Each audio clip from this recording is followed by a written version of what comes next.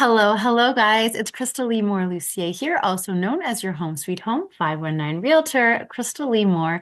This is Realtor Life, and I'm so happy you're here. Okay, so guys, let's dig right in. So, we're going to be talking about the 20-hour work week, how to stop glorifying the grind, to elevate your peeps, and boundaries at work. So this is going to be short and sweet, and I'm so excited to share. Okay, so let's just get right into it.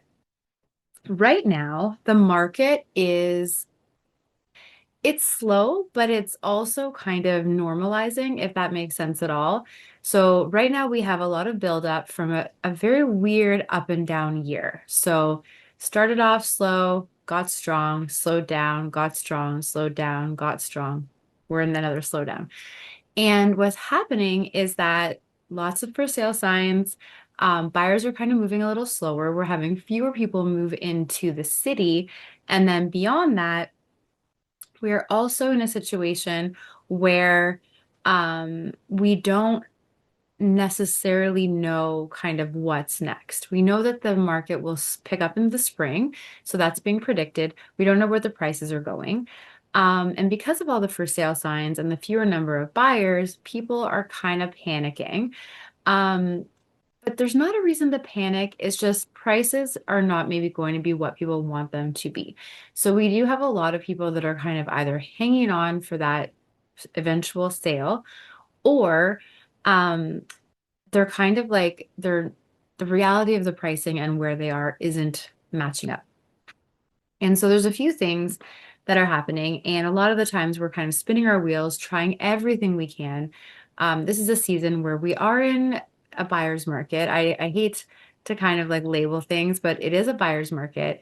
I think the latest stat I looked at, I think I shared this last time, it was like for every 1,100 houses, there's like 350 that sell. Um, which means things are selling just slower. Buyers have more selection, and so they can be pickier. And we have sold like two of our buyers have recently purchased, one of our sellers sold. So it's happening. It's just happening a little slower than some people would like. And that it is such is the life of a realtor or an entrepreneur, right? And with entrepreneurs, I also find like so that trickles everywhere. So we've just heard about kind of another a cami plant closing nearby in Ingersoll. So 1,200 people are going to be out of work, and that everything ripples into each other, right? So we will get through this. We definitely will, all of us. But we're going to notice some changes. And this is where it's very important. I know we talk about balance and taking care of yourself all the time, but it's very important to make sure that you are working kind of smarter, not harder, and not longer, right? So working 24/7 is really not going to help anyone. Answering your phone at all hours is not going to help everyone. So let's just get into it. So the 20-hour work week. So Brian Buffini has a really cool saying, which is like to the win the day formula. Okay, so win the day formula, what is it? So if you work, and I mean work, not scroll Instagram, not run errands while you're on the phone, work, like lead generation, get on the phone face to face, belly to belly with your clients for 2 hours a day, you will be surpassing your colleagues. Okay, 2 hours a day. And you do that 4 days a week, 3 weeks a month, and 8 months a year. If you do that, night and day, okay, between you and your competition. Now, interestingly enough, obviously you can't just work 2 hours. You're like, Krystal, that's not a 20-hour work week. That's an 8-hour work week. Good with the fast math, guys, fast math. But no, that 2 hours is just lead generation. And when we say lead generation, we mean pick up the phone, go see people, or mail them a letter, right? So you're going to write a personal note, okay? Personal note. Canada Post is back in action. So write your note. You're going to call them on the phone. You can do a bomb video. Those are very helpful. Um, you can also do a pop by, right? So what's a pop by? A pop by is a little gift. You're going to drop it off. When you see clients, give them a little something. It's just a tiny little thing saying like, hey, thought of you, right? It's nice. So 2 hours a day of that. And you're just keeping in touch. I know we've talked about the alphabet challenge, so I'm currently still trying to sludge my way through. or slug my way through the J's. So it is taking longer because as things get busy, things fall off, but I'm not giving up, right? Keep going, keep going. And that's the whole thing. So how can you do a 20-hour work week? Well, the first thing is just schedule, right? So what I did, I was listening to a bunch of different things about time blocking, and I noticed that time blocking can be really tough. It's one of the number one things I hear from people that they struggle with is the time blocking. They're like, I try and then it just doesn't work or something comes up, blah, blah, blah. So I ended up creating a system for myself where all of my time blocks are 1.5 hours. Okay, so it starts in the morning at like 7:30 and it goes technically till midnight. But I block in everything. I block in me time. My husband and I have time. There's flex time. There's client time. There's showing time. There's time for journaling. There's time for exercising. There's time for meeting with my colleagues. There's time for my office meeting. There's time for my networking. It's all in there. And so, but I've built in a lot of flex blocks too. And I've made them all 1.5 hours. Every single thing is 1.5 hours. And you might be thinking, Krystal, why would it be 1.5 hours when most meetings are 1 hour? Good question. Excellent question, actually. The reason for that is that I would like that built-in flex time. So if I have a 1 hour meeting and I've blocked in an hour and a half, guess who's going to be on time for their next meeting? Boom, this girl. And so it's just taken like a huge amount of stress off my plate. And this is the time when I needed to take stress off my plate. Huge. I think we all do all the time, but this is just like after running go, go, go, go, go for so many years, I'm just like, I need to like up the efficiency on this bad boy. And so that's what we're doing. So how can you do 20 hours? So if you think about it, 20 hours, and we're saying 20 hours of work, right? Not just like 20 hours and then you can just sit on the couch, but your actual work, which ends up being, right? So let's say you do Monday through Thursday, okay? So that's basically 5 hours a day, which is kind of insane. But let's say, but 5 work hours. So it's not including like a lunch break that you take. It's not including like going to a networking cocktail hour. It is literally working. So are you either in front of a client? Are you trying to find a client? Or are you selling a house? That's it, right? So if it like you can be kind of doing marketing, I guess you could be working, but that's trying to sell a house. You could be door knocking, but that's trying to get more clients. So all this counts. And like the secret I'm going to tell you that somehow we've fallen into this trap in 2025 where it's like all of these businesses are out to like get your money by convincing you that there is a way to do very, very well at this business without doing any work. I'm going to give you a spoiler alert. No, you have to do work. Someone has to do the work. So either you're going to pay someone to do the work or you're going to do the work. But either way, someone has to do work. Um, there's an argument to be made that there's AI. Yeah, you could have AI, but the AI is going to help, right? An assistant. It's not going to do it for you. Um, and the thing is, like, it really just comes down to finding the stuff that you're really good at and delegating the other stuff, right? So I have two assistants. They're both amazing. They're both good at different things. They both help. We have people on our team, we have colleagues that we work with, and we all get it done together, right? It's a team effort. And that way there, we can serve our clients at the very best level that we can. So when we're talking about like what counts as work, it really comes down to like money making activity. And that's what one of my coaches used to say. And this goes for everyone. Like, so I'm using a house, but if you're an entrepreneur and you're a mortgage broker, you can put the same lens on there. If you're a photographer, put the same lens on there. Because at the end of the day, scrolling Facebook is not going to get you paid, right? It's just not. Um, Now, in the event that you have um, let's say you have a monetized page and you're making tons of money, that's great, but you're probably making tons of money based on the content you're creating, not just scrolling, right? So there's really no like wasting time is not going to help, but being efficient gives you the freedom to do whatever you want on your free time. If you want to scroll Facebook on your off time, just like have at it. That's amazing. Go do your thing. No one ever feels better after like a social media scroll, though. That actually has been um, emphasized and re-emphasized in all of these speakers I've been hearing. But that's the best part about living a successful life is that you have the freedom to kind of to spend. If you want to waste your time, you waste your time. You do it. But don't waste the time you're supposed to be working in hopes that you will kind of find a secret answer that says you don't really have to work hard. Right? So that is in a nutshell, rant over. But the 20-hour work week is kind of cool because we had this thing for a long time. I feel like it's been replaced with life balance, but for a while we had this thing which was like if you call someone, you're like, "Oh, how are you?" I'm like, "I'm so busy." "How are you?" "I'm so busy." And we're like, "Amazing." Like we're all so busy. And that's great, except that we are burning out. And when you burn out, and I know I talk about this a lot, but it's a real thing and it is something that like really affects people hard.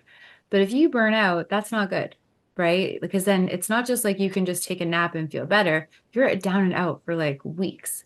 And it's not fun for the people around you. It's not fun for you. It's not fun for your clients. So just do what you can to get out of that. So stop glorifying the grind, right? And I used to be like the biggest proponent of this. I was like, oh, like I'm doing this, I'm doing this, I'm doing this. And then I ended up having this like health scare because my body was like, what are you doing to me? Let me rest, man. Um, and the thing is, with this new calendar system, I'm so much more efficient. Like it's amazing. And so the key though is also to keep things on the schedule. What am I talking about? Okay, so remember I said the notes? So this happened to me last year too. Canada Post went on strike, and so I took notes out of the calendar. And now I have this pile, and I'm not even kidding. I'm going to be very transparent. This pile of notes that I have to write in order to win the week. Because winning the week for me, I have to make 10 calls a day. I have to give out two pop buys a day and write two notes every day. Okay, so that's what I have to do. But I took out a big chunk of it because I'm like, well, I can't send anything. Oh, well. And then you have to just get back to it. Nobody's perfect. You just keep going. Okay, elevate your peeps. So I have an amazing coach with Buffini and Company, Coach Tony. So we had a really good chat this week on our coaching call, and he was like, you need to focus on elevating the people that you surround yourself with. And I thought it was cool because it reminded me, I have this theory that like all the public speakers kind of like on the circuit have a theme. And I feel like they have a big like public speaker meeting in January every year.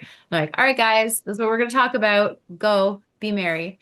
And so in 2016, that message was very much about you are the um, sum total of the five people you spend the most time with.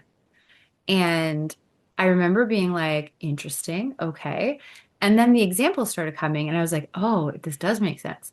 So if you're spending time with people who are wealthy, you will all of a sudden find yourself wealthier, right? You just will. Like you're making decisions.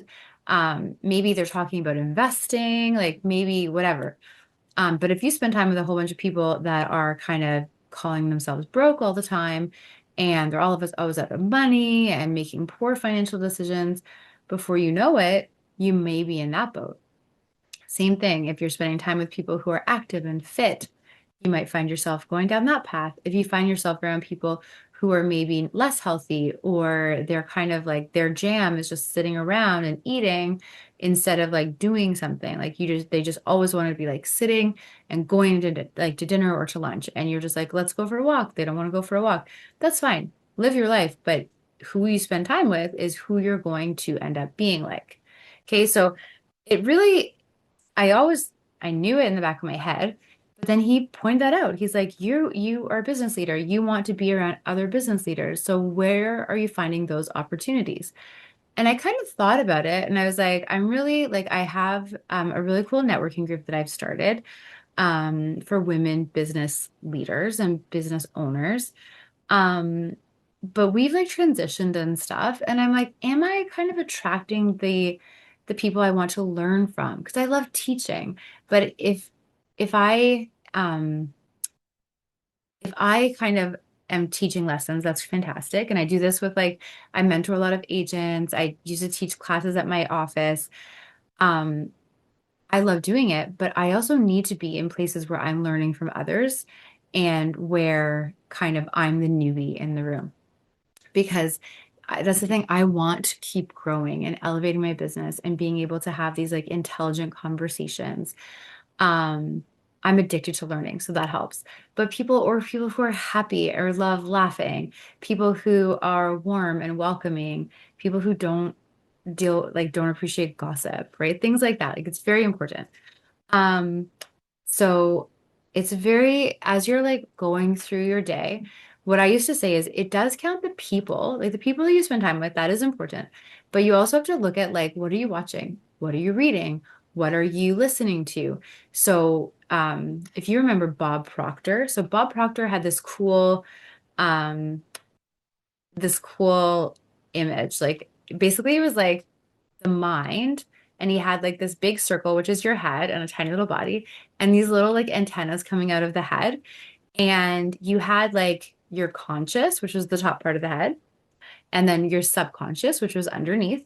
And then all these little antennas were all the information you take in every single day, right? So let's say like you hear, I don't know, you listen to like reels about eating cottage cheese as your dinner. And then you watch a Netflix show about drama. And then I have no idea, you go out and you're just talking to people, whatever it is, right? All goes in, all goes in. And so that's where you want to make sure that you're being conscious. Like you want read the good books, listen to the good podcasts, listen to the keynote speakers, attend things where there is like great conversation where you can teach each other and learn from each other. Something like 97% of the information that we have in our minds today, what we think, is what we thought yesterday. So it's going to keep repeating. So just keep adding good stuff in, right? They say garbage in, garbage out, good stuff in, good stuff out. And I think that's really important. Um, and so elevate everything going into your mind, right? You have one mind, you have one life, and you can like, let's like, sky's the limit. What do you want to do with it? Right? So that's so exciting. But take a look around. Just do an observing week. Just see like who am I talking to? What are they saying? Um, I think it's so important, like with Buffini and Company, I feel so, so lucky. So I am in two networking groups with them and I run one. So what's cool is that for the longest time I ran one and I wasn't in any. Um, and that's okay. Like I would still learn from people, which was really cool. But now I'm in basically in three because I run one and I'm in two. And the conversation is so good. And the people are so good. And I feel like if people are not kind of the same values, they select out, right? Like you're not going to get a group where everyone's perfect. So don't worry about that. But if you kind of put yourself out there and you just kind of try to focus on people, like who do you want to be friends with? What's something cool that you'd like to do with a peer group? Like I just reached out to three girlfriends and I was like, hey, I would like to start a book club. Now, fun fact, I'm just gonna really quickly go into this. So I was with my mom on the weekend and we watched Book Club 2. And Book Club 2 is we were watching it because of Diane Keaton. But Book Club 2 is basically the sequel to a movie called Book Club, obviously. But Book Club 2, they go to Italy and it's amazing. They've been friends for 50 years. Book Club 1, basically it was like before the pandemic and they had been friends for all this time, but it started because of a book club. And they had these great adventures, great conversations, and a monthly meeting where they would really just like their friendship grew. So I got inspired, reached out to them. I'm like, I would like to spend more time with these people on an intellectual level, sharing our love of reading. So I reached out. I'm hoping comes together. I had a book club in COVID and it was great. It's just, it got too big. And I think a small book club would be really great because I am like starving for this like book intellectual conversation. Okay, so last but not least, boundaries at work. So this bad boy, right, is fantastic. It is the best invention. When I was a little girl, I would watch Inspector Gadget, and Penny had this book, and the book was amazing, and it did everything. This is Penny's book, guys. I used to want it so bad. We all have Penny's book. So yay us. And this does even more than Penny's book. First of all, it is more compact. Yes, that thing was so big. But also, um, we can help anyone at any time from anywhere. What does that mean? It means that our clients can text us or call us or email us or messenger us or Facebook us or Snapchat us, WhatsApp, anytime. 1 o'clock in the morning, 5 o'clock in the morning, 8 a.m., 11 p.m., whenever. So when it's slow, what happens? People feel very, very concerned. They don't want their clients to be upset. So if their client reaches out, they're, oh my goodness, hello, hello. Now, I'm the number one fan of excellent customer service. I give it, I receive it. It's important. You should not be answering your text or your phone after 10 p.m. You shouldn't, unless you're in an active live deal and it's going on right now. And clients don't know, right? So they're not good. Like, we're not mad at our clients if suddenly there's like um, some sort of situation where they messaged us and they didn't realize, like, it's fine. It happens. But just don't answer. And it's hard. The first few times I'm just like, oh my gosh, do they know that I saw it? Like I'm literally sitting and like spending the night with my husband and I'm like, do I answer this? Luckily we've gotten past that. I just don't. I answer it the next day. And the reason for that is that you're just gently laying out your boundaries. Okay. You're like, I'm going to give you excellent customer service. I'm here for you. I am not going anywhere, but here are my hours. Right. And my assistant is great with that because sometimes I am the person sending a late message because realtor life. And she, after 9:30, she will not answer. Um, and I appreciate that. Now, do I appreciate it when I have a live deal and I have to send back and forth until like 11:45 p.m.? No, but I'm the one that chose real estate as a career. She did not. So it's buck stops here, right? So it really comes down to just boundaries. And then the other thing is like taking a day off is okay. Going on vacation is okay. Now, it depends. You just live your life. So I bring my phone with me and I bring my laptop with me on vacation. It does not stress me out. It does not take away from my joy. I actually like it. I usually have people here working the kind of on the ground for me, but if I have to deal with something or I have to figure something out, happy to do it. Because the alternative is either I have to hand my whole business over to someone, which would stress me out more, or I just don't go on vacation, which is really not an option for me. So that's how I keep my burnout away, vacation, and you just sort it out that way. But the boundaries are important, and you have to figure out what boundaries work for you, right? So my family's pretty cool. I think most families of entrepreneurs are pretty cool. If someone's not cool with you being an entrepreneur, I can tell you either you need to stop being an entrepreneur or it may not work out for you guys long term. Um, because it happens. Like it's not a 9 to 5 job. It's not shut her down at 5, no matter what. Because we're so passionate about what we do as well, right? So it really comes down to just figuring out the boundaries. And then honestly, like if people are not getting it, gently let them know, right? So when I was a younger agent, like I'm going back 15 years. I remember I worked with this guy very briefly. I was trying to join his team. Um, Spoiler alert, it did not go well. But I remember kind of asking him, I had a question, and it was Sunday. I think it was Sunday, or it was like 6:30 on a Tuesday. One of those. And he was so rude. He was like, "Oh my gosh, I do not work at night. I do not work on the weekends." And I'm like, okay, like, but I have to do this and I don't know how to do it. Like, I'm not sure what to do. And so gently explain to people your boundaries. Um, and then letting them know, like, hey, if it's an emergency, let me know. Because I think like if someone's helping you out, let them ask questions whenever they need to ask you questions. Like I remember I worked, I kind of had I had a mentor of sorts and when I first became a realtor, I was terrified to book an appointment. I didn't know how to book an appointment. Like, what are you talking about? So I remember I kind of was like, what do I do? And he was like really like impatient with me. He's like, oh my gosh, just do it. And he like hung up the phone. So I call and I felt like ridiculous. I'm like, hello, this is Krystal Lee Moore. I'm booking an appointment for this address. And it was easy and they were nice. And then we just did it and it was fine. But like boundaries with clients and boundaries with colleagues, I think we just need to make sure communication is at the core, right? So I try, like when anyone asks me a question on my team, or if someone, I kind of open my door to all other agents that work with us. I'm like, hey, if you have a question ever, just call.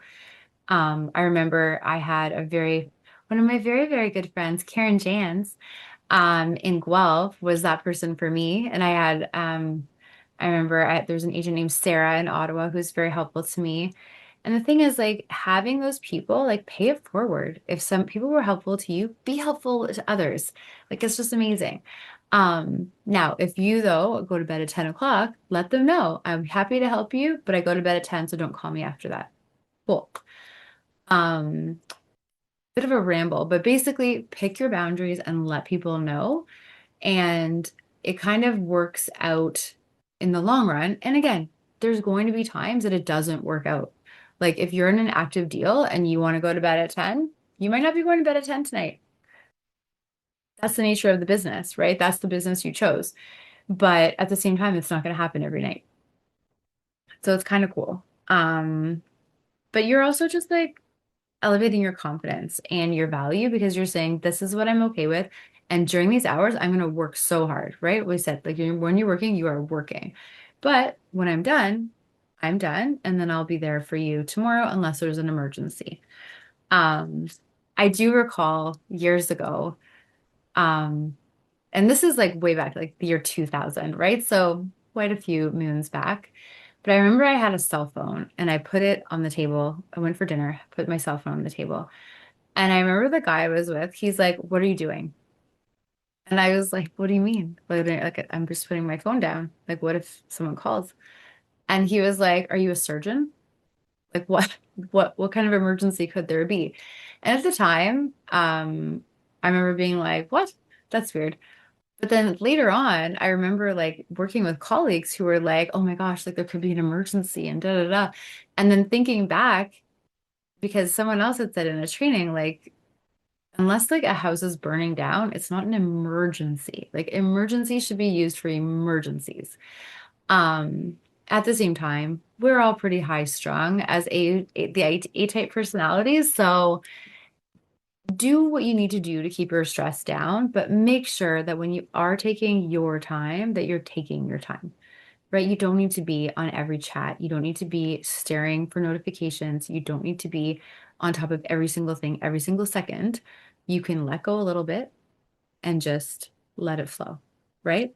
Okay, so we talked about the 20-hour work week and how we're going to let go of the grind, right? We don't need the glorification of the grind.